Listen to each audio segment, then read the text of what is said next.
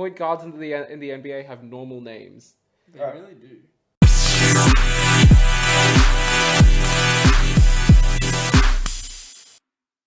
Beancast time. G'day everyone, and welcome back to another episode of the official NBA Beancast. Episode 2. Woo, making it. That's 2 more episodes than we ever thought we'd record. I'm glad we're doing it. It's fun, even if we have 15 viewers this time. One more and than last it's time. always hard to find a location, but we always get it done. That's right. You do not know how many times I'd say, hey, this would be a great conversation for a podcast before we actually got this done. Passive aggressively. And even better for a Beancast. Yeah, there we go. Yes. Unfortunately, we don't have Jinx today. He is in the great Kobe. Kobe. He's inside Kirby. That's But we've still got Karan and Bill. here with. Brad's here. A great There man. we go. PB Rad. Happy Lunar New Year. Happy And Australia Day. Happy Martin Luther King Day. What a great day for basketball that I think was. that's coming up. I mean, is it done or is it coming? It's done, dude. To me, Like 14 games on the same day. damn. You missed that? I don't care what It was day the day is. Boston finally. There we go. Yeah. Come on. I didn't know it was Martin Luther King Day. All right, I'm not American. I don't care what day it is. Just give us some damn basketball. to Yeah, watch. exactly. I don't care what day it is. I just care that Kemba beat LeBron. For the first time. We'll get to that and much more 1 today. and 28, almost as good as Harden from the field. Yeah, we will get to all of that and much We're more definitely today. discussing James Harden today. You know it, boy.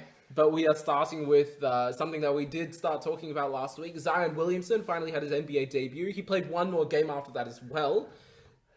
Can I just say this, Bill? You almost pretty much nailed the stat line. Yeah, I but think you're a bucket and a rebound off. Yeah, one bucket but short, 1 rebound. to be 2 honest, more. though, it was completely different to what I thought would happen. I really thought that the Pels were going to go out there and be like, we're putting this guy on display. Like, we have Zion. This is who he is. We're just gonna let him. And I thought personally, himself would go out there and Try and become the man. Yeah, and try and from the get go be like, I'm putting up 20 and 10. And I think the best thing was that it just happened. He didn't force it. He wasn't stealing rebounds. the crowd forced it. He played within the flow of the offense. Yeah, and we thought this would happen. I thought this would happen as the season goes, not instantly. And to me, that was the best thing. Was he was accommodating everybody else. He was setting screens. He was happy to move to the the get far the ball wing first and just chuck it back out again. Yeah. That's right. We know he's a good decision maker, but his passing was really good.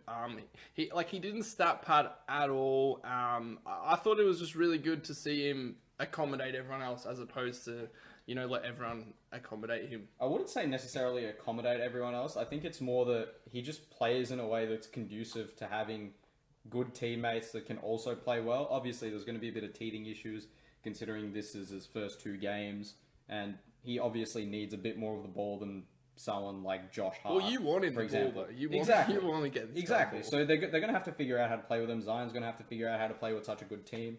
But I think this is a great start. Among debuts, what would you rank it? I mean, Best I've seen. Yeah, I agree, and I think even going back, if you consider, obviously it's not the best debut ever because you've got even Michael Carter Williams for God's sakes. Bro, George Mike and who knows what stats he was putting up. No, Wilt Chamberlain probably had 80 points or something. Who knows? But just considering minutes played and usage, it's easily the best I've seen. It's easily the best I've seen as well. Again, it's the best ever debut given the situation. He came in if you take another player like Luka or Michael Carter Williams. I agree. Fully healthy going in. Yeah, but he basically came into a system that was already set and also getting better. The Pelicans were on a run, on a streak, and he came into that system and he's still producing. Given all of those factors, that was an amazing debut. All right, I'll say one thing though. I don't agree that considering the circumstances, this was the best debut ever. I'm sorry I got to do this, but we got to mention LeBron here. This dude came straight out of high school with the hype that was on him. Everyone was pegging this dude as the next Michael Jordan, the chosen. He got that tatted on his back. This dude comes and he has an incredible debut. I think that, considering the circumstances, that's probably the greatest debut ever. But in terms of like the numbers and all that sort of stuff, yeah, you can't really compare the two. Zion had a much better debut, at least numbers wise. I think as well he was better in the second game. Like his stats weren't better, but like watching, like as Prad said the other day, he was definitely like more consistent like across the game. Like obviously the first game he came in and he wasn't like all over the shop, but I think he was just like he clearly wasn't himself. Like he hadn't played an actual game in a fair while. He was eager. Yeah, like he had a fair few turnovers to start the game, like a couple of charges, a few like errant passes and such, and obviously like didn't like everyone like I don't know about you guys, but like I was just genuinely like that first play when they ran the lob for him, like I knew it was coming, but it was like you wanted him to make it. But in the second game, like it just happened. Like he got that lob, he got the easy. I think a little bit of that is just adjusting to the fact that defenders in the NBA are so much faster and so much more athletic than they are in college. Yeah. So like the lanes where if you fake one way and then you go the other way, an NBA defender might be able to get in front of you, whereas in college they're gone. Well, he's just jumping over every other guy in college. And that's right. And the pleasing thing to see as well through these first two games, like for me, for Zion, it hasn't been like his power and explosiveness. Like we know he's got that. Like he can jump over people. His explosiveness has all that. But like his finishing and his touch has been really good. Like either hand, like I mean, I know he was like 3 feet away, but he had like that left-handed like little fadeaway. Body control. Shout out Virginia. Body control and the way he gets back up every single time. Oh, he's so fast on that second leap. He's got one of the fastest second leaps I've seen. Oh yeah, it's huge. He just jumps back up and his head's hitting the rim already. Dunk it on like a 12-foot ring with that second jump. It's like Dwight's or JaVale McGee's. Oh my goodness, yeah. Shout out JaVale. JaVale, underrated athletic specimen. I mean, no, he's athletic as hell. As multiple Shackton of the Year winner. Oh yeah. Derrick Jones Jr. as well. That dude's got a crazy. Second leap. Yeah. How can we forget? I really hope he wins the dunk contest because I don't think I've ever seen a guy like Donovan Mitchell hangs in the air, but like Derrick Jones Jr. he glides in the air. He looks like he's flying. Like he's unbelievable. But getting back to topic. We go off track fairly often. We'll try and keep it on track for a bit longer today. We'll circle back. We do have to talk about the fact that, like, obviously, he's getting back into the system. He's, not complete. Like, they want to be safe with him. He's completely healthy. They want to be safe with him, so they're playing in 5 minute spurts. But yeah, exactly. And when he is playing, the team and him both insane. His plus minus just obviously shows that. But you look at how those 5 minute spurts are impacting the other players. You look at Drew Holiday, inefficient in both of his games. 4 of 11 the first game, 5 of 17 the second game, and it's even worse for Brandon Ingram. I mean, he scored 22 points, but on 22 shots, and he made 6 of those. Yeah. Almost sounding like James Harden. We'll get to that. We'll get to that later. Yeah. I mean, and it's the same thing on the second game. He scored 13 points on 11 attempted field goals, and he made 3 of them. Yeah, of course there's going to be some teething issues, especially with, like I said, another guy who's going to take a bit more of the ball than someone like Josh Hart. Yeah, well, you have to remember that they are all young. Exactly. Well. There's going to be a bit of a betting in with someone like Zion, especially considering his mentality and the fact that, yes, he does need the ball. But the Pelicans are definitely going to be a better team with him than without him. Yeah, no doubt there. They're going to be really good. I think stay patient with Zion. It's good to get these minutes into him now. I think it will really help next year. I think there's no real pressure. There's no expectations. Just let him play. Yeah, Jinx touched on it last week as well. It sort of just fast tracks them. Not another year, but just in terms of what this team's gonna need going forward. Obviously your 3 main pieces. Obviously Drew Holiday's still a really elite point guard, but he's obviously not going to be there in the championship window. So it's going to be Lonzo, Ingram, and Zion. But these next 30 odd games that Zion gets to play alongside those two boys will really show the Pels what are the other pieces that we're going to need to make this team unbelievably good and obviously a title contender sooner than later. Probably is a bit late for him to win Rookie of the Year as well. Because Ja Morant's been incredible. We love Ja. But yeah, we do. But I'd definitely take Zion over Ja long term just because the NBA has shown that it's really hard to build around a point guard. Yeah. Because they just need a lot more support than someone like Zion. Yeah, especially today. Like as far back as you can remember. Like obviously there's been Steph, Harden, and Russ, but every team's best player in the finals has been a forward, and I think. But I mean, except Steph. Steph's an anomaly. Going to your point, even. I mean, you said James Harden. He's never been successful. Well, Russell Westbrook's had 3 successful first-round exits. Well, I disagree because, you have to remember what we said. LeBron's been successful because he's made the finals. Harden only lost to the same teams as him as well. Yeah, exactly. And the thing, and they challenged them more as well. The Rockets probably gave him They gave him a way harder run than the Cavs did. They should have won. But yeah, I think that's the thing. You do need a forward, but. Jars, he's really good, and I think that the Grizzlies won't really have many problems in terms of assembling a team because they've already got the team in 5 years' time. They definitely have their Brandon Clark, Ja Morant, the young assets. Yeah, well, even Dylan Brooks, Jaren Jackson. Jonas isn't that old. Well, no, but he could be valuable in another trade. I mean, imagine it's a playoff team. Yeah. Well, they're gonna be hopefully this year. They're still in the playoff seeding. They would be the 8th seed right now. But yeah, in terms of Zion over Ja, I agree. Just because I think to win in the league, everyone forgets how hard it is to win a championship because Golden State just made it look so easy for the last few years. But you need a huge ceiling.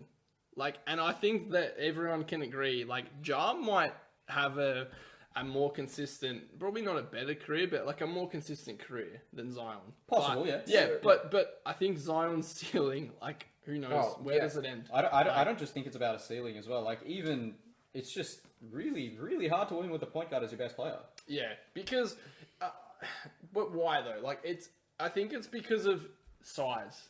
I think that's essentially what it comes down to. Yeah, in the playoffs when defenses clamp, even Steph's found this difficult. He's had KD and Clay to help out, but yeah, it's just with size. When defenses are allowed to get away with a bit more, there's and when they're 5 inches taller, exactly, you literally just can't do anything. But I mean, Ja Morant has it's not like you literally can't it's hard. It's a lot harder. There's guys like Steph, guys like Derrick Rose, but it's clearly affected. Yeah. No, but I'm kind of gonna disagree there in the sense that I reckon Zion will be amazing for the next maybe 7 years. Blake Griffin style probably, but obviously he's gonna be better.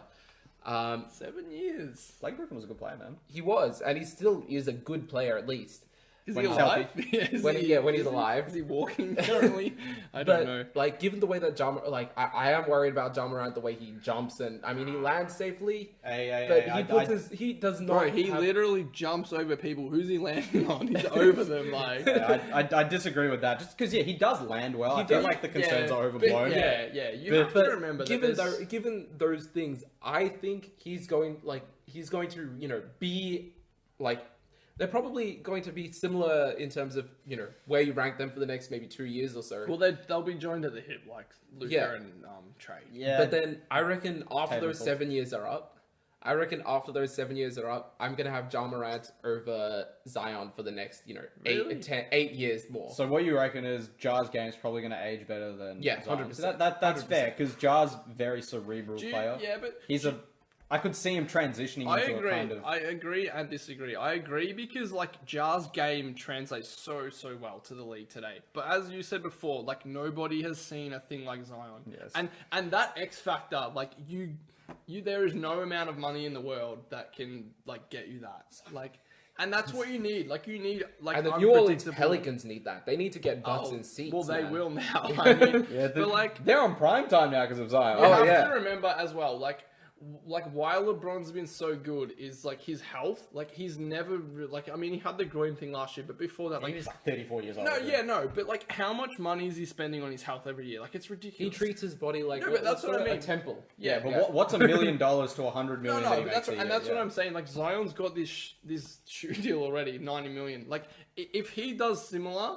like even remotely similar. I think you'll see him cut down on his weight. Like I think he can play healthy. I think maybe 250, 260. And obviously if he's running the same like health regime as LeBron, like professional chef, recovery, yada yada yada. I think sleep. any NBA player that wants to reach that level has to do that. Yeah, and I think but the thing is as well, you've got to remember if you're a young rookie, like you're getting like $2 million a year. But this guy's he's getting like bro, he's got $100 million coming out of college. Like he's 18, like just 19. Yourself. Like I think if he does that, I think he'll be fine in terms of this whole dilemma everyone's having with his weight and can his knees and such handle it. Though, yeah. Well, yeah, okay. Just quickly, but before we move on, what really annoyed me about his debut was JPG and Jackson on the commentary. Like, this guy, this is the most anticipated debut in like 20 years. Like, shut the fuck up and let him play, man. Like, yeah, everybody... 15, but yeah, continue. Yeah, or 2003, what are we, 2020, close. Yeah. But like, let this guy play, man. He's been in the league for 10 minutes. Like, everybody knows he could lose some weight. Like, shut up. Enough. Right, let's move on. I don't care. Yeah. Okay, moving on. We're going to have to look at Stephen Curry. He's been out since Game 4 of the season with a left-hand fracture, but he's slated for a return on March 1st against the Washington Wizards. Yeah, see, with the Warriors, I think that all the young players, they could definitely benefit from playing with Steph Curry. He's the most unselfish superstar that at least I can remember. Yeah. He's unbelievable, and I feel like that sort of attitude is infectious, where he's one of the guys that sets the culture for a team, right? He comes in, he's willing to sacrifice anything to get a ring. He's been watching, there's some players who, you notice this thing from the start, but there's some players, Kyrie, for example, he might be injured. He won't actually be at the game. Yeah. And Steph has been every single game. Yeah. Kyrie missed a playoff game. Yeah, he missed, what the hell? He missed a Game 7 against the Cavs. Yeah, but me and Kaz were talking about it the other night, but like, how many superstars are there that you could honestly say will like cater to everyone? Like, there's nobody in the league who's happy to sacrifice more than Steph. Like, the thing that, like, the best thing I've ever seen was when Clay broke Steph's 3-point record. Like, Steph is feeding him every single time. Steph was like happier and more hyped than Clay, and Clay's like, that's just Clay though, man. I'm Clay Thompson, but like Steph was like, he was doing everything he could for that, and people forget that, like he did everything for the Warriors in terms of like Clay didn't sacrifice anything, Draymond didn't. Steph was the sole guy who's like, no, like if KD's here, like I don't have to score. He probably could have 30 plus. Yeah, exactly. For 3 years. And he was happy to be like, yeah, I'll get 25 and we'll win 3 rings every day of the week. Yeah, and that attitude is infectious, where like the young guys see that, they say this is what it takes to be great, and they internalize it. And I feel like this could set up the Warriors great for the future. Yeah. But then I feel like also the problem with that is you don't really want to risk Steph getting injured again for the next season. That's my big thing on it too. Yeah, exactly. Because I mean, this is sort of a lost season already in a way. Like, they're not going to make the playoffs. If you get a top 3 pick. They're not going to... Yeah, exactly. I think I'd probably just pocket the pick, go into next season fully healthy with a lottery pick, Steph Curry, Klay Thompson, Draymond Green. I agree. But there is benefit to him coming back. Yeah, no doubt. Like obviously the new arena in San Francisco, they sold out every game before the season, but like obviously people, we're not going to watch Draymond Green, D'Lo, and a bunch of G Leaguers. Like, we want to see, Steph Curry, Klay Thompson. So obviously that back will really help the franchise and the young guys as well. I think you're playing in the NBA, you don't want to be, you don't want to bang a 3 at the end of a game and put your team up and hear a little clap. You want that Kyrgios of Melbourne Arena vibe. Yeah, that's right. Shout out Nick Kyrgios into the 4th round of the Australian Open. We love you. But yeah, and I think I'm going on what Kaz said. I think he'll really open up the game for the young guys. As we all know, like Pascal and Spellman and guys like this, like it's really hard to play in the NBA. I think everyone forgets that. And these are the best basketball players in the world. Yeah, and like if you're playing against them and like you've just come out and you literally have like D'Lo's been in and out. I think it's been it's probably unfair to include him, but like But like, and Draymond, like, he's really good, but his offense, you know, There's no offense. No, yeah, like I wouldn't say there's no offense. I just say he's not an offensive all-star. Yeah. Yeah, but like you're not. Oh, Draymond's open for three. Run to close him out. Oh no, now he can kick it to someone. No, open. I mean, Like, that doesn't Draymond is happen. the definition of a guy that raises your ceiling, but he doesn't do much for your floor just because he's not going to drop 20 points. Yeah, and I think that it will really help these younger guys because like it has been a struggle for them. It's obvious to everybody, and I think it's just going to make their life 10 times easier. Like now, there's 5 sets of eyes on Steph, not exactly that. I mean, else. like, And Steph will find you if you're open. Oh, he will. He's underrated. the Warriors is young guys. You know, Eric Pascal, even like the guys that we just acquired. You know, Marquise Chris, Omari Spellman. They've done the hard part. They've had to learn how to play in the NBA, how to score in the NBA, how to guard in the NBA, all of that, and then they're gonna get a guy that makes that job, you know, infinitely easier. Yeah. I mean, it's going to, like, every single player on that team has benefited from this, you know, 3/4 season, half season of not having Steph. When Steph does come back, there's probably a third or quarter of the season left. Yeah. It's essentially they all learn, you know, they've learned Steve Kerr's But system. now and to now play it's like the Steve right Kerr way. and Stephen Curry's system. It's the Warriors. Yeah. And the thing is, Steph he'll run off the ball. He'll let the players play. Yeah, I don't think he'll be concerned with like, oh, I'm playing 20 minutes. I don't think he'll care if he scores, you know, 5 points, 30 points. I think he He never has. No, yeah, and that's what I mean, and that's where it'll be really good for the young guys. Like he'll have, he knows they're not making playoffs. Like, give us a top 3 pick, whatever. Like he's not going to care, and I really hope that the Warriors, like we saw with KD, like he clearly wasn't healthy. They arguably forced him to play.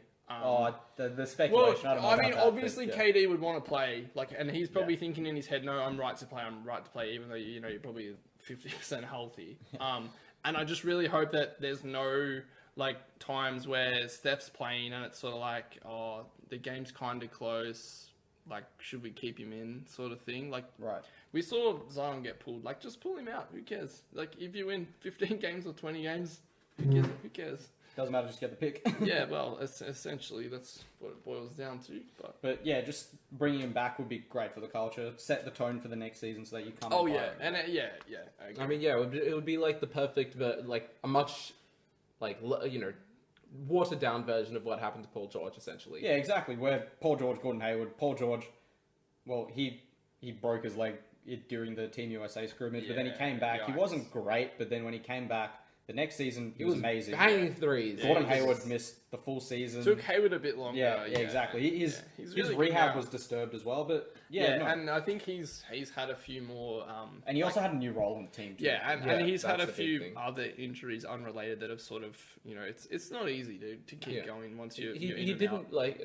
We can talk about that a bit later, but you know, he didn't really get a chance to properly integrate with the system in Boston. Well, which changed halfway while he was there. Yeah, when he was healthy, he had to go. Well, it's completely different now too. Anyways, let's keep Moving chucking. on. There's 2 Dwight stories in the league right now. Dwight Howard is having a resurgence of his career, but the other Dwight Powell, unfortunately went down with a right Achilles rupture. It was nasty. You guys saw the video, right? It looked like KD's. It looked like really KD's, did. and I mean, the way it slows down the clarity now, it just, you see the entire leg just shudder. And you're just like, Oh, man. I think it's really bad. Like, not just for There's Dallas. been a few Achilleses this year, by the way. Yeah, but I think it's bad for the league. I really thought, like, genuinely that the Mavs were, like I'm not saying that they could make the finals, but, like, they could push...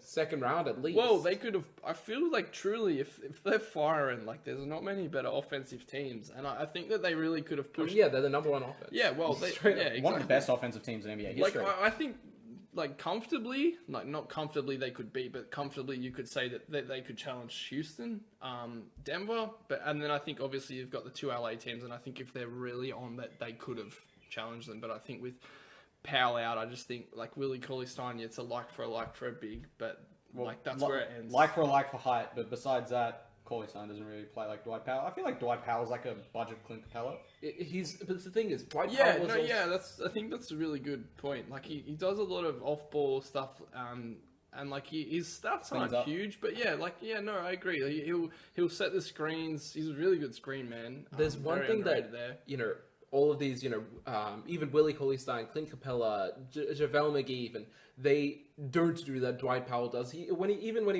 actually got injured, the one thing he was doing that none of these guys do is move with the ball.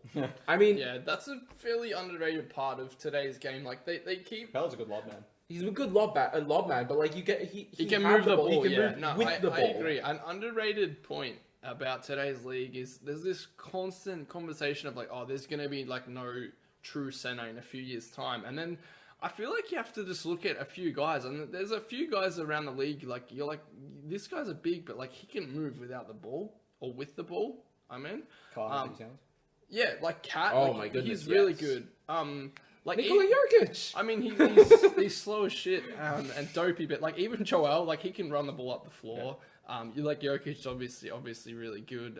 AD prefers the 4, but like he's another one. And I think it just gives the true big men hope that like okay, I can be 7 foot and not just shoot threes. Like I can still be a not post up, but genuine back to the basket lob guy. I think part of the reason that the post up game, well, I wouldn't say it's dying, but it's being sort of phased out. One, it's inefficient when you compare it to how modern offenses like to operate. Unless you're exactly. Joel Embiid, yeah.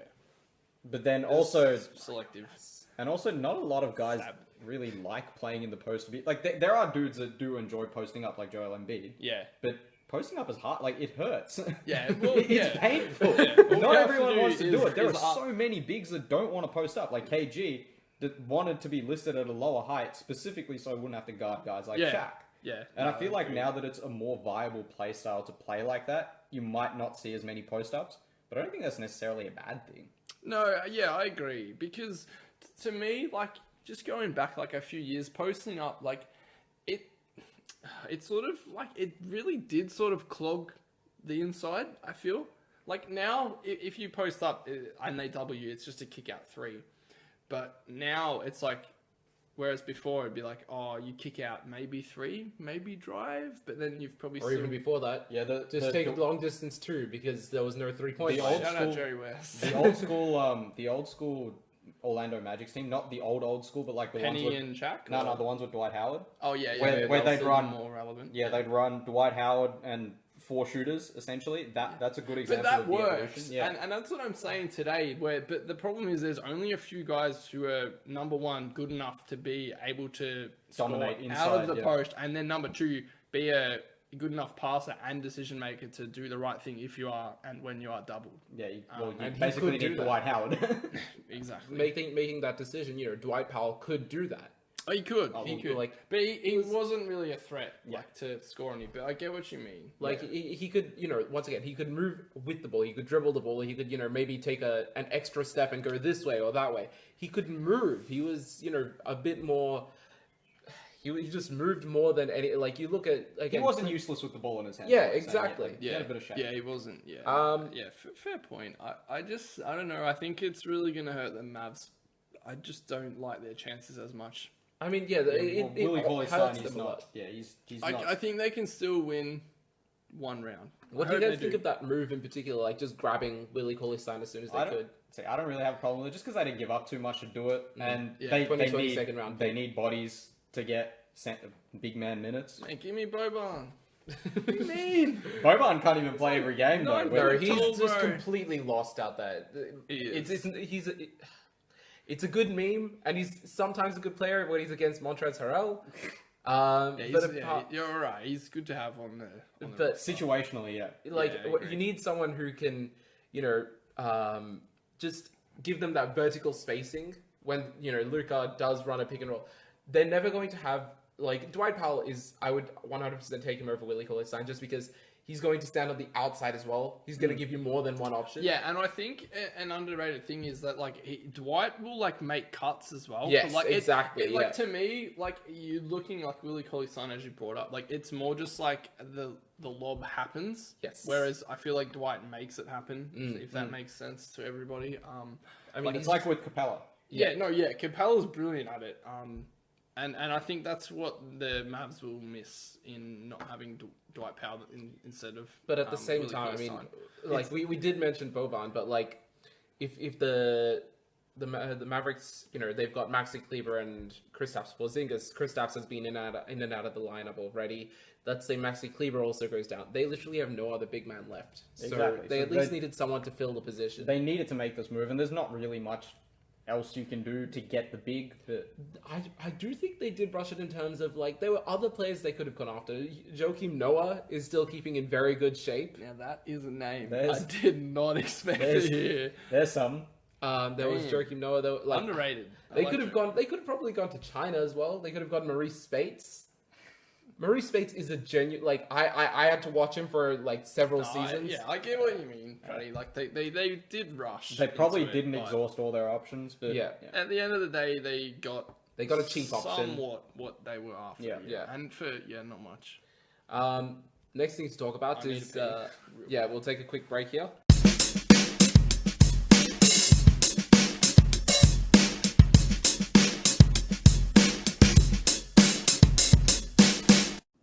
Hey Lookers, just a heads up, the official NBA Beancast is now on Twitter. Follow us at twitter.com/NBA Beancast. That's twitter.com/NBA Beancast.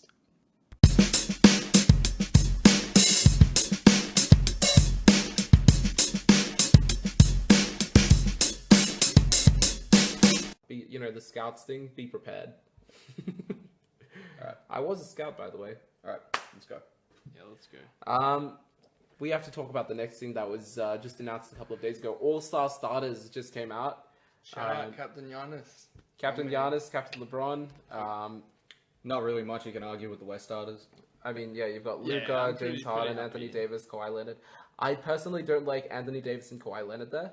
I particularly don't like Anthony Davis there because I don't like Anthony Davis. I don't think anybody likes Anthony Davis I except honestly, LeBron James. Lakes fans?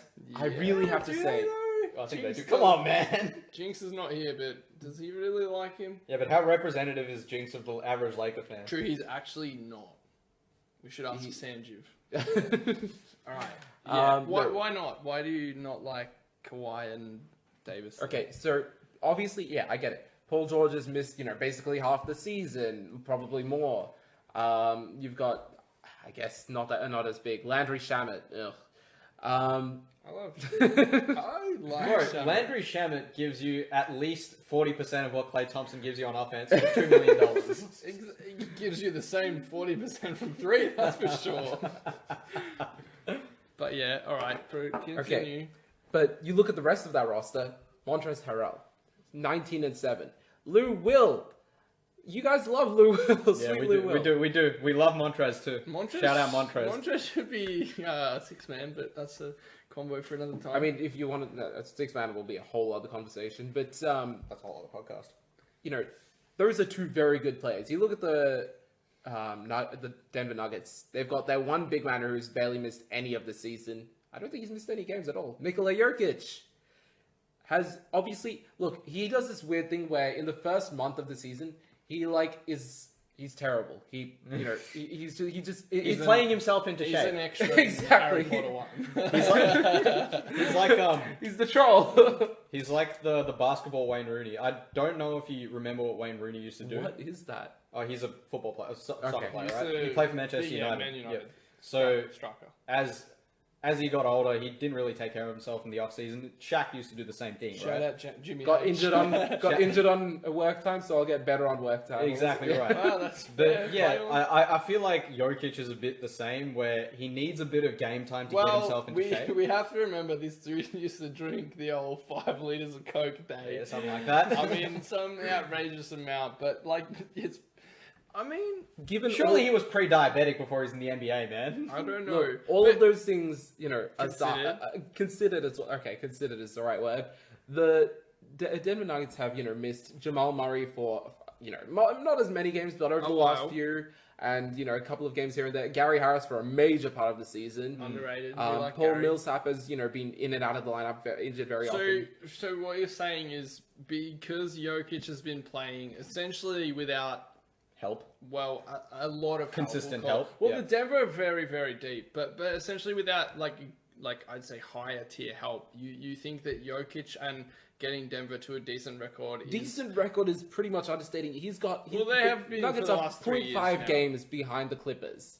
Okay, but so what you're saying is that because Jokic has been performing, exceptionally well without, we'll call it a bunch of decent level talent, that he's more deserving over AD and or Kawhi. Yes, that's my point. I mean, yeah, I don't know. I will say because- this: Kawhi Leonard chose the perfect time to decide to be absolute man.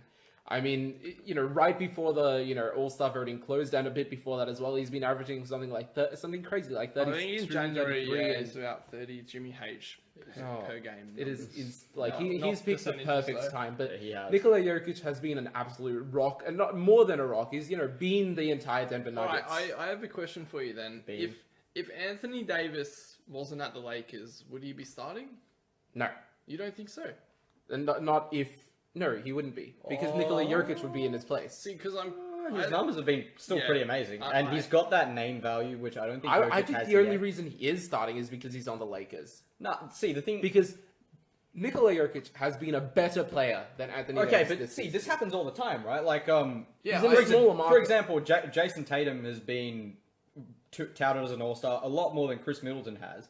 But Khris I'm a- Middleton should be and starting. I'm a happy Celtics fan, Take and I that to reckon the grave, man. I'm a Celtics fan, and I definitely think Khris Middleton has been way better than Jason Tatum this season. It's difficult It's, because there's at there's the end market, of the day, there's the cachet. Yeah. Like Anthony Davis has been a perennial all-star since pretty much he came into the league, Yes. right? And Jokic hasn't been one for as long, so I Yeah, feel like there's obviously, that yeah, no. All the mentality players that and all the old to get in ahead of Davis, he's We- going to have to be yeah. a lot better than Davis. I think over a while. the big thing we have to remember is this is a showcase game. It's Yeah. not like if we're talking about making like first team All NBA, Pratty, I'm with you every day of the week. But like this is an All-Star game. Like you have to remember that it's just like putting out and putting on an absolute show for everybody. I get And- that. and- Okay, yeah, but this is why like guys like Kyrie, like he was very very close to being a starter. But that's why like things like that happen because So, it's a spectacle. I above all 100% else. understand that. What highlights is Anthony Davis going to give you? Dunks,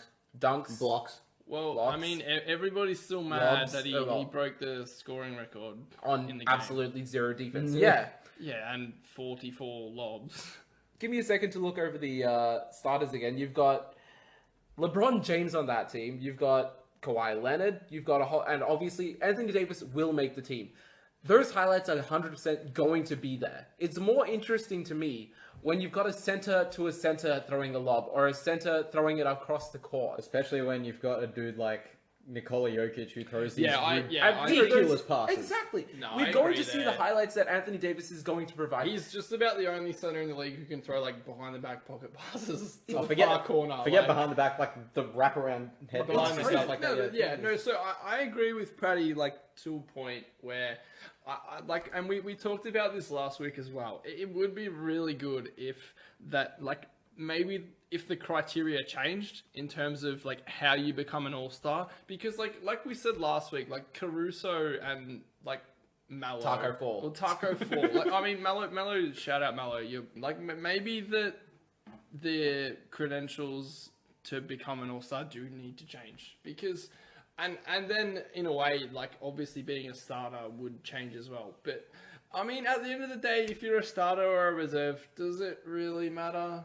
It's still on the Yeah, no resume. one says all-star starter, they say all-star. Exactly. I mean, right, yeah. and it's the same thing with the East. I mean, you look at, obviously, Giannis. We should look into this, I think. But we've got Giannis as the captain, Pascal Siakam, Joel Embiid, Kemba Walker, and Trae Young. The only one I've heard any dispute against is, I think, either Pascal Siakam or Trae Young.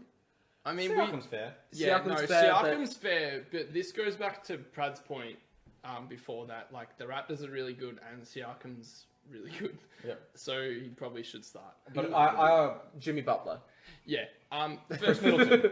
Yeah, Khris Middleton, low key. I mean, sorry, the Bucks are that good that he only has to play 28 minutes a game. Yeah, but he's putting up ridiculous numbers Yeah, and ridiculous efficiency in those minutes. and this is the thing that, like, where it goes back again to the credentials. Oh, but Trae Young's doing 30 and 8 or whatever. Yeah, but then we can He's say... on the Atlanta Hawks. Yeah, and he's playing, 30 whatever minutes a game and taking a bazillion shots with a bazillion usage. And then like you said, we have He's guys got like... the second highest usage in the It's league pretty or high. something, But right? yeah, either way, it like Prad's point to me, it's spot on, but then at the end of the day, you do have to remember it's a spectacle. But then that's where, we do need to recognize guys like this. If Khris Middleton doesn't make the All-Star game this year, it's criminal. No, absolute nonsense. The Milwaukee Bucks probably going to win, high 60s, potential to win 70 games. They are, and you're according telling to- me they're going to have one All-Star for the year.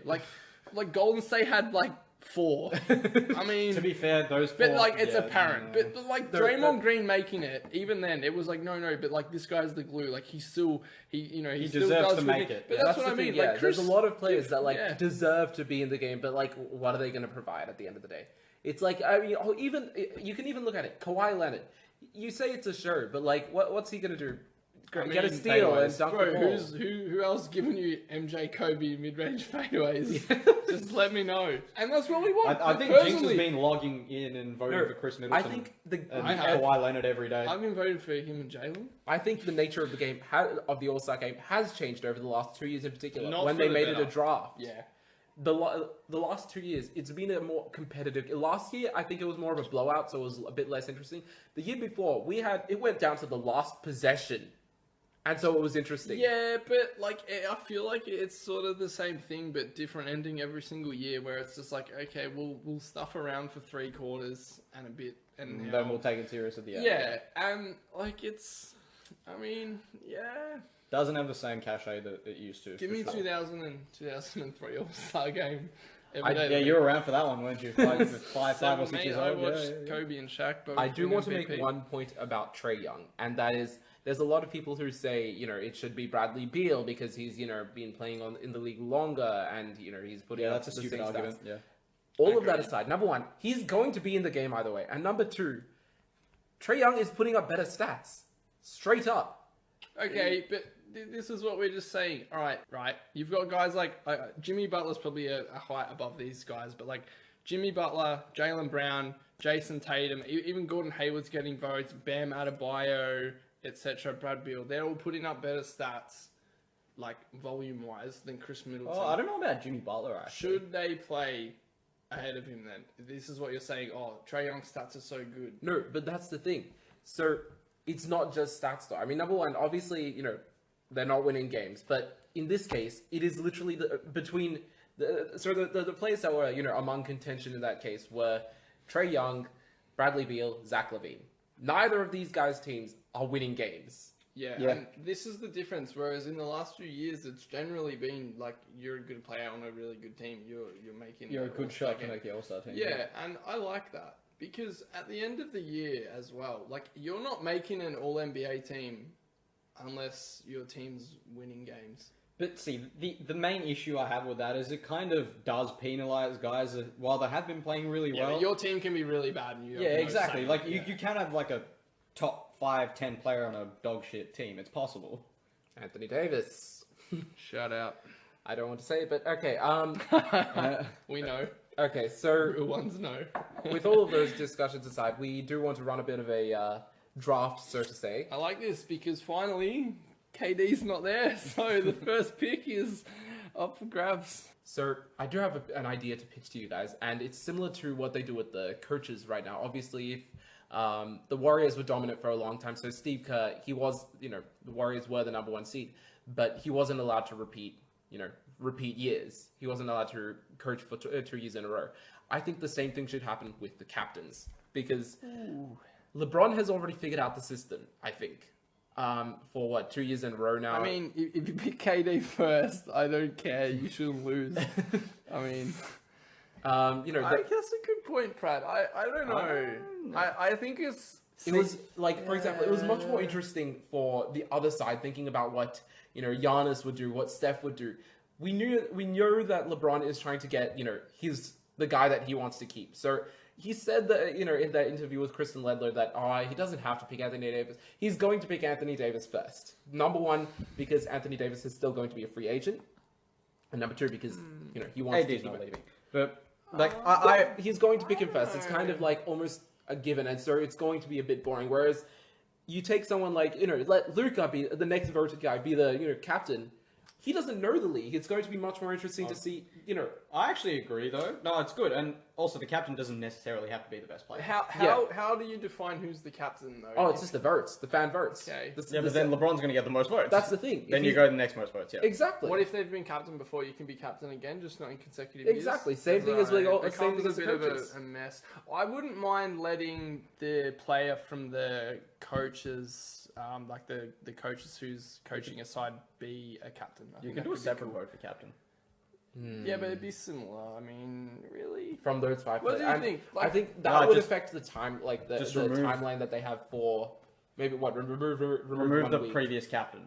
Oh, okay. From But the like, pool. all right, what about for example, this year, whoever's the coach for the West, their guy gets the pick. Be the captain. Because you can't have consecutive coaches, and that automatically gives you Or maybe just- non-consecutive players, Yeah, I was unless just gonna they've say. moved teams. But that could work. Yeah, I was just going to say, just have the coaches pick the players.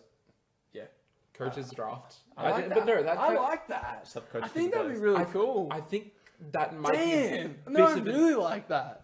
I'm these are all just hypothetical ideas, but I'm kind of a bit iffy about that because the reason this entire draft was brought in was because the players wanted control to make it their game and so that they're more interested in it. Yeah, but and in a turn, it sort of ruined the game. But anyways, all right. So now we're going to run a bit of a mock draft with the 10 players that have been been voted up so far. So just through the starters, we're including LeBron and Giannis in this draft. And the way that we're doing this is a 1-2-2-1 system. So it's going to be Karan, I like Bill, Karan, Bill. That's How the actual All-Star draft should be, because otherwise it's just nonsense. First Otherwise, pick's you gonna get win every time. KD and James Harden somehow. Yeah, that's a nonsense system. We can actually draft a much fairer team this way. Okay. Okay, so you Karan can- with the first Yeah, pick. you're gonna take my man, aren't you? Yeah, I'm taking Giannis. Okay. Giannis Alright, right so off the bat. by default, see, I've already lost the pick. This is why. Hey, you got 2 picks coming up though. All right. I'm gonna take Luka first. Okay, Luka first, just for that first pick. Sorry, LeBron and then Luka. Yeah. Okay. So that's my 2. Yeah. Okay, that's fair. And now you get 2. Yeah, I get 2. Okay. So I will take Damn, you're gonna get 2. Okay. AD and Kawhi. Damn. AD and Kawhi, both off the table now. All right. So then There is one West starter remaining. yeah, I'm gonna take Joel and Jimmy H. Jimmy H. It's Joel and Jimmy So H. we That got, leaves we me got left? with Siakam, Kemba, and Trey Young left. Right? yeah. So I'm going to take Kemba and Pascal. Right, so then I get Trey Young. So I've got Trey, Luka, LeBron, Kawhi, Jimmy H. It's a squad. That's not bad. That's a good team. Wait, did but you then take Joel? no, you've No, got sorry, Joel. I get Joel, Yeah, you've got Kawhi. You Yeah, got okay. Joel. Yep. So So- I've got Giannis, Kawhi, AD, and Kemba, and Pascal. Damn. All right, and then I've got Luka, LeBron, Trey Young, Joel, And Jimmy. and Jimmy H. That's- It'd be a good matchup. See, I feel like this would be a better game than if you just went 1-2, 1-2, I 1-2. agree. Yeah. That's Well, if we nonsense. did it 1-2-1-2, you get The second pick just you gets get shuffled, Giannis and AD. Then I take Luka. You take Kawhi. That's pretty. You've got Giannis, Kawhi, and AD. Well, that was fun. Those are your teams, boys. We'll count their fantasy points for the rest of the week and see who wins out next week. I'm keen. All right, and when we get. Yeah. All right. Yeah. Well, moving right on, we have to talk about our winners and losers for the week. Yes, we yes. certainly do.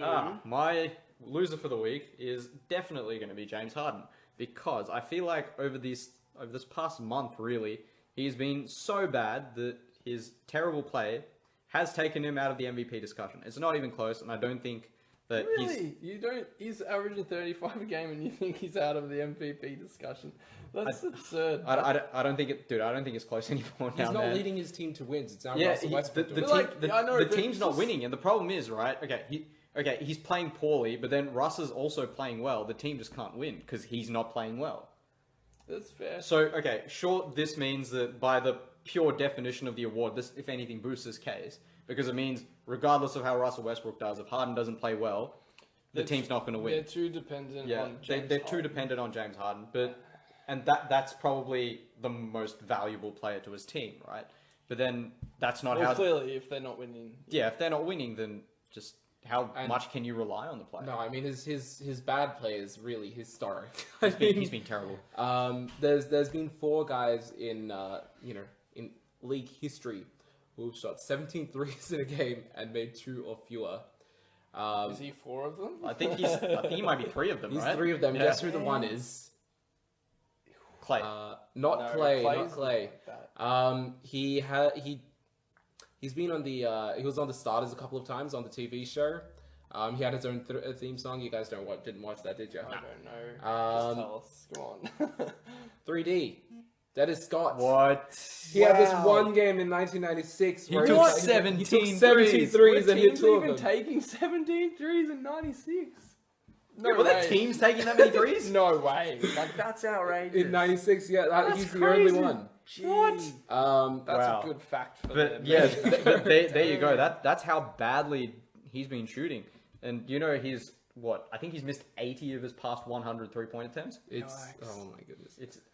I think this is like the kryptonite for Houston, and it has been for like 3 years now. Like it sort of reminds me of like not a lot, but like of LeBron in a little way in terms of the team is so reliant on you to like be amazing, and if you're even like slightly below that, like the team just like all of a sudden like we're not winning. Yep. And we had this discussion before, right? The thing with that kind of system, as long as you've got a player that you can rely on like that, you can actually succeed playing like that. So LeBron's off games are so rare that you can sort of do that with him. He doesn't really miss time. The games that he misses, they're usually not injury. It's just that he needs maintenance. I agree. To fix his whatever robot parts he runs.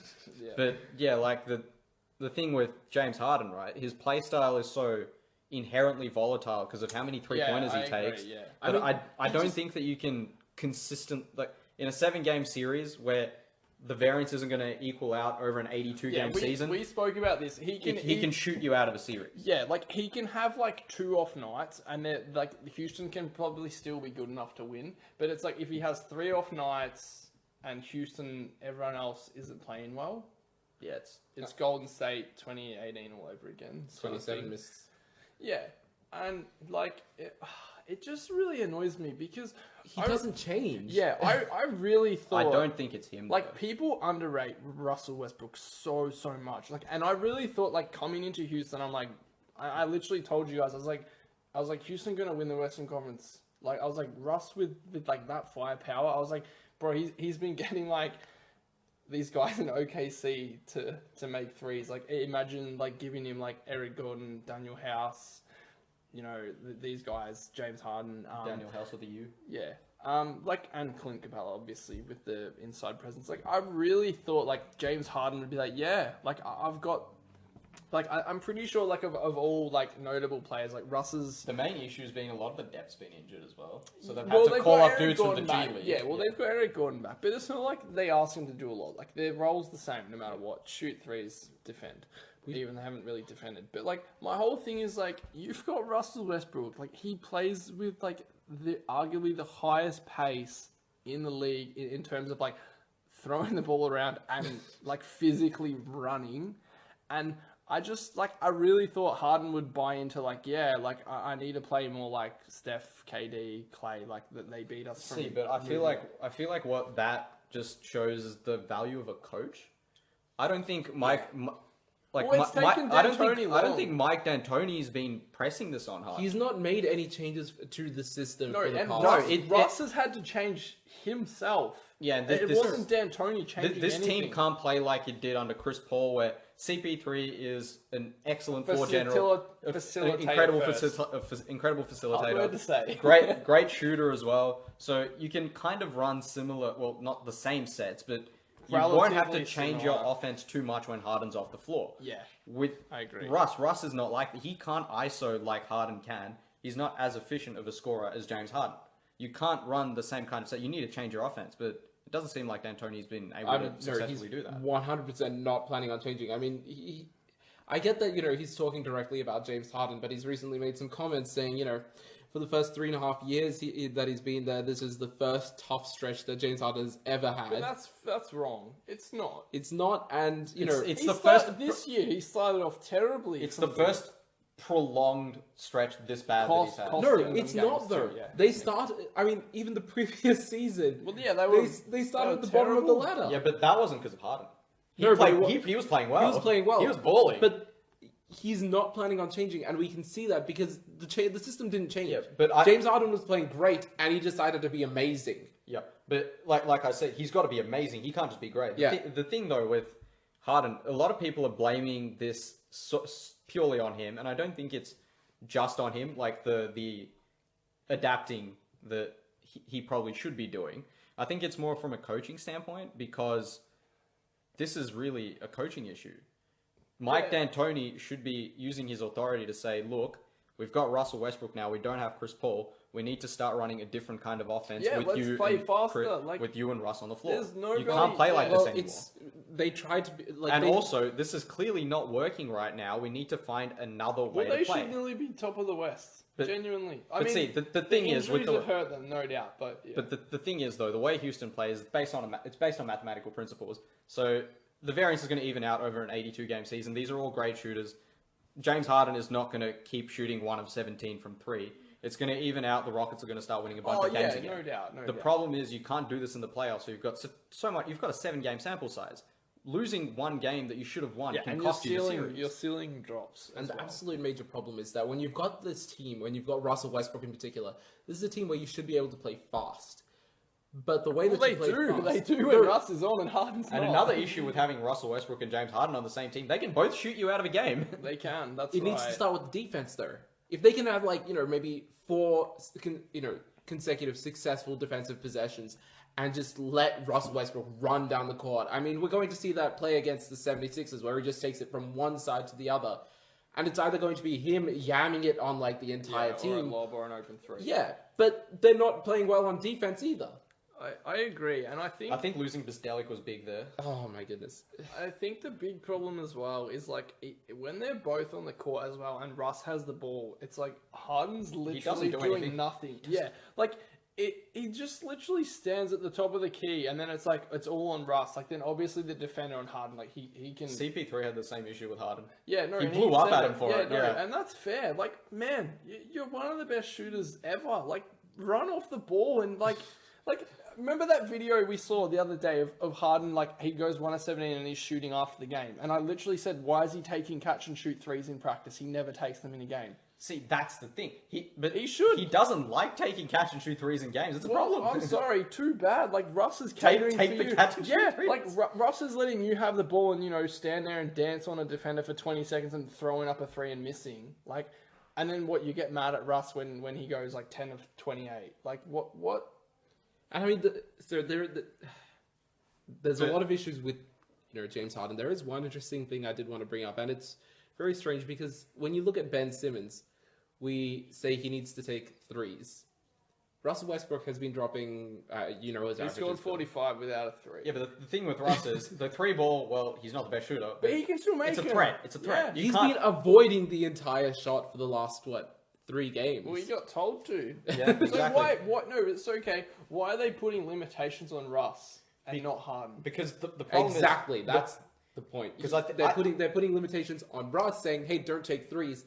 But James Harden is still doing the exact same thing. All right, they're not changing that. Okay, so I've got an argument for that. The issue with when Russ starts taking threes, Harden's going to take that same number of threes pretty much regardless. He's going to take at least 10 threes. I agree with you. I don't disagree that because obviously Harden amazing one-on-one. The percentages what it works out to be of him taking an ISO 3 are incredible.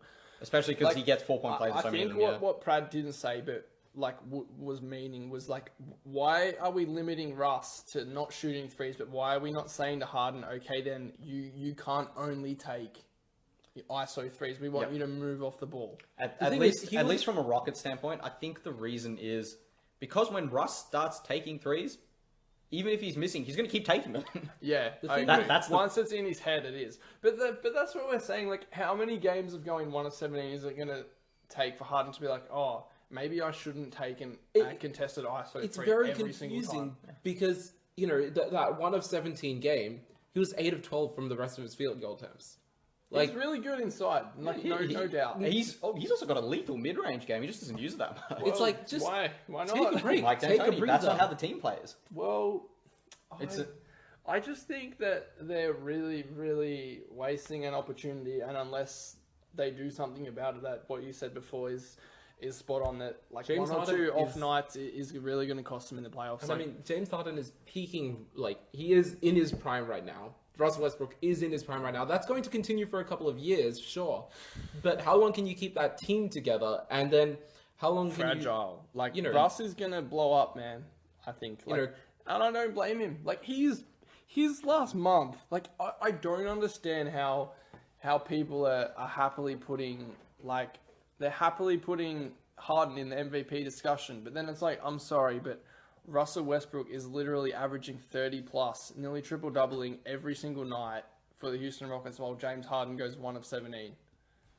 Yeah, it's nonsense. And I think also Harden's point per game average this past month, and this is probably why I was looking at him as the loser for this week, because he's been so poor, it's actually dropped below what it was last season, where he was hovering around, I think, 37 points per yeah. game. Now it's gone down to, what, 36, 35? Yeah, it's his around average on there. the season has gone down, and I mean over the last 9 games in But particular. it's not that. It's like he can still get 40 a night, but it's like how many shots are you taking? And he needs to change the if way. you're not getting to the free throw line, which we can joke about and say, oh, but he's not that good, blah blah. He takes 100 free throws a game. At least when he's taking free throws, like the other team doesn't have the ball. Yeah, he's not getting to Like the line if, as much as he he's usually not. does. Like, yeah. If you're missing a shot and the other team's rebounding it, that's terrible. An extra That's a lost possession, yeah. That's a lost possession. Yeah, whereas if he gets fouled, it's fine. You're still scoring, and the other team Because can't score. You can say this, like, you can see the exact difference in Jimmy Butler. He's shooting something like 25% from 3, but he's getting like nearly 13 free throws a game. He's doing exactly what James Harden needs to do. Jimmy Butler, all right, this brings it up. Complete aside, I don't like how Harden gets knocked for being a flopper when Jimmy Butler does almost exactly the same thing. Oh, He just yeah, doesn't get as many 100%. free throws. He also plays defense, though. It's definitely well, it's definitely a volume thing. And I think like to summarize like this whole glaring issue why Harden's a loser is because like man, Not a loser, just but for the, like yeah. in general, like for current time is like man, like you're arguably the best scorer we'll ever see. You're in your prime. You have Russell Westbrook, for God's sake. What you other have Clint Capella. Like, man, like sacrifice something so that your team can be unbelievable. Like, Yeah, like they should be unbelievable. what other scoring accolades do you want, man? I mean, fair enough. Okay, if you're trying to beat MJ's record, fine. But is that really going to get you the championship? And will that push your career beyond what a chip could get you? Because I think the Rockets, They have enough. they do They have really the pieces. do. Like, I don't understand, man. Like, Steph Curry's kicked you out of the Western Conference Finals how many years in a row? Look what he did. Like, he got KD. He's an MVP. You just got Russell Westbrook. He's an MVP. Let them do their thing and buy into it. Like, it frustrates me. But, I mean, at the end of the day, it's going to be a Hall of Famer. I feel like this stretch just encapsulates the issues. The Houston Rockets the last few years, like you can be unbelievable for as long as you want, but as long as that downside is there and it's so obvious and so bad, it's They're the definition of a high ceiling, high floor team. No, low floor team. Sorry. Yeah. The And that volatility floor is massive. Very very low. low. Yeah. I mean, okay, but moving on. Who have you got for your winner of the week? Winner of the week, Kemba Walker. He Oh. beat LeBron. Hold on. Who's beat he play LeBron for? James for the first time in 29 games. Who's he play for? Hey. Homer. Shout out Celtics. Hey, They're we healthy now. we They're also healthy. beat the Lakers by 30. I think it's really good for Kemba to finally get a win. It's- like How good is it seeing him on a good team now? No, yeah, like yeah, we he's talked just about happy, it. Like like, it's just a mental thing of like it probably won't happen, but just imagine it's like Celtics Lakers finals and Kemba's like going in like, man, I've never I've beaten literally this guy. never beaten this man. Like we can't win, and then now it's like it's just a thing. Like He's beaten him. Yeah, He's I got the think monkey it's off really his cool. back. I think it's really cool. Like it's a weird stat, but it's really cool. And It's probably the single most dominating head-to-head record in sports. I think it was the second biggest ever. I can't. They did talk about it when I think there was also KD versus LeBron. Whoa. That was going on for a long time. Was it? No, but then It's not like he's not beaten him, but the Oh, in head-to-head terms of record. competitiveness. Yeah. Oh, okay. until KD joined the Warriors. But yeah, we no, can speak on that. and just on Kemba, like, I mean, can we say he's better than Kyrie now? Now that he's As a played player? on a good team, yeah. As a player, I would want to. you need Kyrie on a good team too, but The thing is, if I Yeah, could that's choose what I between mean. Kyrie and Kemba, I'm taking Kemba. I agree. I Yeah. am too. same. Because Because- that's my whole point. Like For a good team, yes. if you replace Kemba for Kyrie, I mean, if you replace Kyrie for Kemba, like, say for his career, like, they probably still win one ring. The in big Cleveland. exception would be if I could put Kyrie next to LeBron, or if it was to pick one of those guys to put next to Oh, LeBron, it's I'd Kyrie. take Kyrie. It's Kyrie. But Because LeBron can actually keep the dude in check. This is a different thing though. But like just look at the Brooklyn Nets. Like they have a negative record when Kyrie plays, and this team was really good last year with D'Lo as an All-Star, and literally like They made the playoffs. yeah, I feel And like they've been worse than that with the same. far worse. I feel like the biggest issue though is that with the Nets, for example, they don't really have someone that can check Kyrie when he's going on his moody swings, whereas like the Cavs had LeBron. Yeah, and we spoke about this. You can Like, only it's- act out so much when So- there's a dude that much better than you on your team. You're saying that basically the only players you can have Kyrie on the same team as are either Chris Paul or LeBron James, because those are the only players who will say, "Hey, get your shit together." Kawhi, Yeah, I mean Kawhi. Yeah, maybe. He'll I just don't look know. at Does he Kawhi and be speak? like, probably shouldn't say anything. Kawhi huh?" will just be like, "Give me the ball and move." Like, let me. Kawhi probably wouldn't say a word to him. He probably just wouldn't give him the ball. That's very true, but yeah, I don't know. I really like Kemba at Boston. Well, you can play with Draymond, great. I hope they do Oh, well, yeah. but I hope they don't beat the Bucks. So. Actually, no, Draymond would probably kill him. That's a fair point. That'd be crazy. I do want to bring up a something of a runner-up, I guess. Is Utah this for Jazz. winner or loser? For Winner. winners. Winner Utah, yeah. Okay. Utah Jazz. I like it. I mean- They've been really good. 18-2 over the last 20. That's Oh, ridiculous. it's now 19-2 over the last 21. They're pushing the one seed. Hey, they were my smoky pick for this season. I'm pretty sure I was in the boat with Tom saying, "Nah, they're ass," but they're really good. They're a good team. I think that, but I mean, I want to give them all the props first. I mean, they straight up have the best offensive rating, in Which the is league. crazy. The Utah Jazz. Yes, Which is crazy. Nah. it is them. It's better than what in their last 121.4 over the last streak. week. over the Okay, streak. okay, yeah. I was gonna say Um, they've passed and I the mean- mark for the year. not better than the Damn. Mavs, But no. Yeah, to have wow. that, to maintain that over 21 games is pretty damn Well, impressive. considering they'd probably be top for defense too, that's ridiculous. And that's the thing. They They're are one of the best over defensive teams in the league. over Yeah. that They over are. that stretch. They are one of the few other teams in the league that's top 10. They're number 6 in defensive rating. That's crazy. Hey, Quinn Snyder deserves more props. Oh, he does absolutely. At the same time, I don't want to get too hyped on them. Yeah, I agree because They've played some pretty bad teams. like They yeah, you know this. What's their Apart from- streak record? yeah. I mean, they beat just now Dallas, obviously, but they've just lost Dwight Powell. And the only other team above 500 that they beat is the LA Clippers. After that, every team that they've beaten has I been mean, under 500. it's hard though because You can only beat you who's can playing. you can only beat who's in front of you. Which, The other thing is though, like any other team, there's a lot of other teams who could have had a similar, Mm. stretch. They are beating the teams that they should be beating. yeah, that's fair. Yeah, and that's the mark of a good team. Yeah, Teams Yeah, that no, beat I the agree. teams that they That's should. that's literally exactly what Milwaukee and the Lakers have done. Yeah. Yeah. And arguably the Clippers in the last little while. But Hmm. my whole problem with Utah, like they're gonna be like Denver a bit, like last year and this year, where like you're a really good team, but I'm sorry, you just don't have enough to. Do you? They don't have a high enough. They don't have a high enough ceiling. Yeah, no, like they'll be competitive and like they could pinch a few games off the Clippers or the Lakers or whoever in the playoffs. Sorry, but I think they're just missing a wing. Like you've got Donovan Mitchell, really good. like Gobert, Depoy candidate, probably number 1 or 2 so far. Like even Conley, just as like a vet defensive guard who can he'd probably come off the bench. I think going forward, but then it's like, who else is winning you the game? I think they have. I think they have the pieces that they need. I just think that Donovan Mitchell. He has to go to another level, you think? Yeah, he has to go just one. Okay. Like he needs one more level because, like in the past 2 seasons, they've made the playoffs with him, but in the playoffs, he just gets completely lost. See, the thing with Mitchell is But he didn't have a lot of like offensive help. No, he didn't. Exactly. No, he Whereas didn't. like Conley's Conley's going to help. Well, he's not been good, but yeah, you're right. He'll help, and Bojan will help a lot. Like And he's so underrated. Like And it's kind of like you know what we were mentioning with Ja Morant before, where I'd take Zion over him purely because in the playoffs it's shown that the size does matter. You need to be physical. I think that's the issue. That's sort of an issue that Donovan Mitchell has as well. He's not a huge guard. He's kind of like in that D Wade mold, but he doesn't have. Well, he's not D Wade. Yeah, exactly. He's not D Wade. That's the problem. Who is? Yeah, exactly. John Moran might be.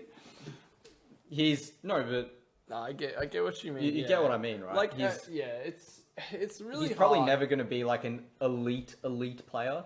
Yeah, But I think at his best, he could probably push top 10.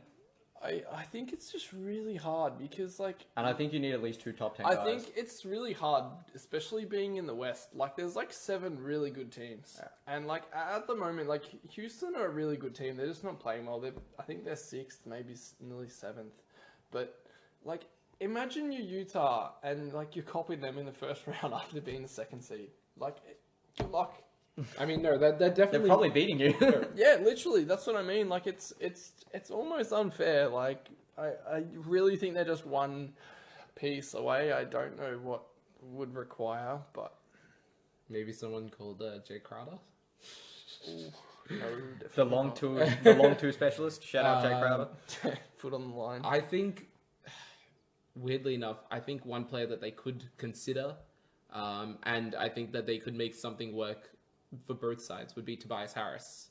Oh yeah, I like that. Yeah, Harris been because great this season. He has been. Like, I mean, for like considering reduced role, a lot of talent in Philly, he's not been bad. He's been great But this season. like, the problem is still like he's got that huge contract. If you get him, suddenly you're stuck with him. Like, you've got your boy Donovan Mitchell, that's it. and then you've got to pay Rudy. That's your ceiling. Yeah, that's it. and that's where it's really hard. Like, Which is why, I mean, if they do get one of those big players, like, they have to be gunning for it in that season itself. yeah, I agree. It'd have to be this year or next year. I will say one thing though, just with most teams, I think we've had this discussion before. I don't think that. Yeah, we do. But I don't think winning the championship is always necessarily the goal. Say you add Tobias Harris, right? Utah, it's not a huge market. Give me a Western Finals. Yeah, exactly. Yeah, that's huge for them. Yeah, I agree. That'll put asses in seats. That'll make the team money, keep the team profitable. Yeah, I agree. Ownership might be happy with that. Yeah, it's an underrated aspect of competing in the league is. Economics. Well, that's right. It's a business first, and that's why last week I said it'd be really good for the Pels to make it. Yeah, so, it's. I don't think that winning championships is necessarily the most profitable move obviously for a team in terms it's of the cash goal. flow. It's the goal, but it is the sporting. There goal. are other things you can do to win, so to speak. Yeah. Anyways, moving on from the Utah Jazz. Those are our winners and losers for the week. So with that, we can actually look at our prediction from last week. How do we go? I think we all got it wrong except for Pratt. I think It's a good start. Was it? The game was the the Memphis Pelicans? Grizzlies versus New Orleans Pelicans. And the Zion was Grizz not back. Spanked him.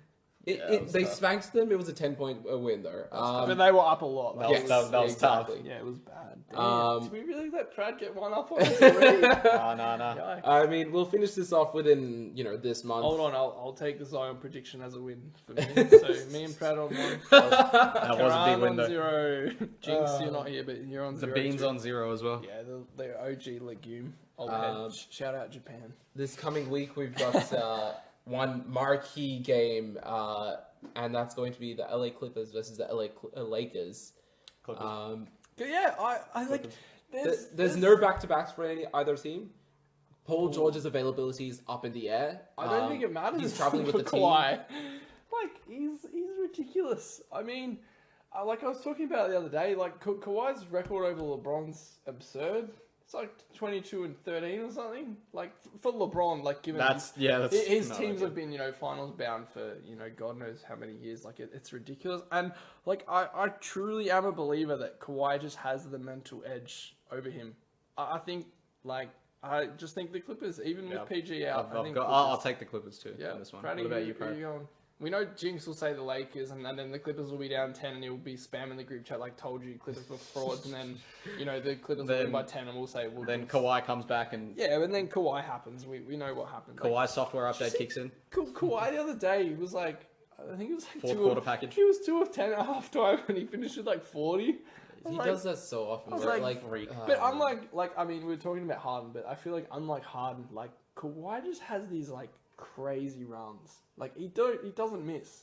Like it's, and you know what I think it is? It's like when in doubt, that mid range. I think at least having that option there opens up your offensive game. No doubt. So Pratty, you're the only one to not I'm gonna side. I'm gonna take the Lakers. Okay. I Are mean, you just trying to get ahead of us? And I mean, yeah. I don't know. really We gotta have think some they'll sort of loser payout, so we'll sort that out later. Alright, so why you got the Lakers? I mean, LeBron has been, casually doing amazing over the last few. What's the Lakers' record the last few? Just 3-3. Yeah, But, thank you. There it is. But I mean, like, if Jinx was here, he'd be like, "Yeah, Bill, but Look, you know, it's in you LA. hate LA LeBron is... and blah blah. Like, you hate the Lakers. No, I love the Lakers. I don't like AD and LeBron, but Neither does Jinx. well, he doesn't like AD. But my whole thing is, and it was so obvious against Boston, was the Lakers' like problems and weakness is Interior.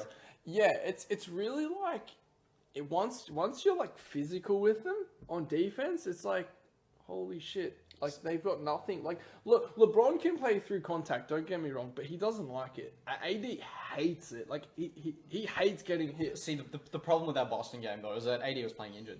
Well, he wouldn't want to take those hits anyway. That's fair. But then you look at the other teams that have beaten them. Like the Clippers scrap, man. Like Milwaukee can be physical. They smacked them. They should have won by heaps. Clippers, exact same thing.